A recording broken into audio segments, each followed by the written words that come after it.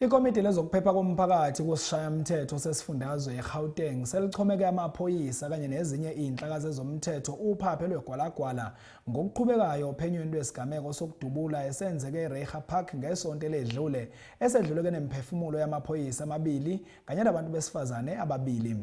Leli komiti ke lemukele ukuboshwa kwalowo solwa njengongqondongqondo kulesi sigameko lapha kayohlonywa khona ngemibuzo kanjalo nokutholakala kwezibhamu kanye nezinhlamvu zamaphoyisa asale enkundleni. Liqhubeka ngokuthi ke lizofaka noma ngathi ke lizofakana imlomo neziphathimandla zezobulungiswa emacaleni obugebengu mayelana nezikhalo zomphakathi waseReiger Park ngendlela othi ke kusingathwa ngayo amacala obugebengu kulomphakathi.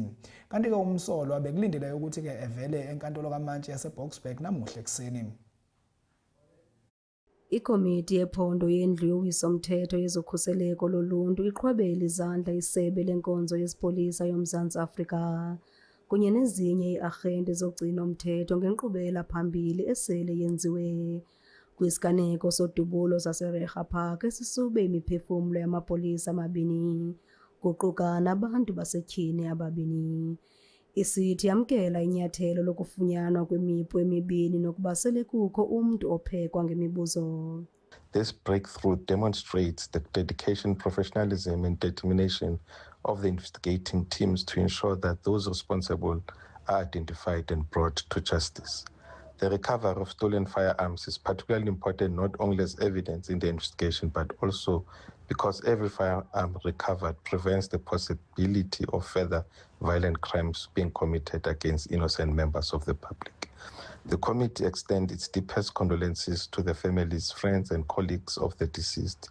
The brutal killing of the two police officers while serving and protecting communities is an attack of the rule of law and reminder of the daily risks faced by law enforcement officers across Gauteng.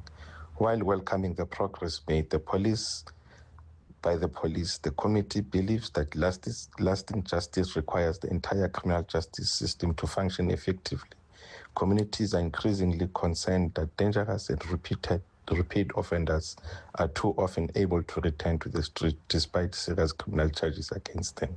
In particular, residents of Reiger Park and surrounding communities have repeatedly raised concern regarding handling of serious criminal matters within the local criminal justice system. Le komiti ithi isazimisele ngokuqhubeka nephulo layo lokuqinisekisa iinginqi ezingenamipu nokuqinisekisa ukhuseleko kuquka nokwakha nangakumbi ubudlelwane phakathi kweearhente zogcino umthetho nabahlali. Kwiindaba zeSoweto TV ndinguNomzabalazo Mtuka.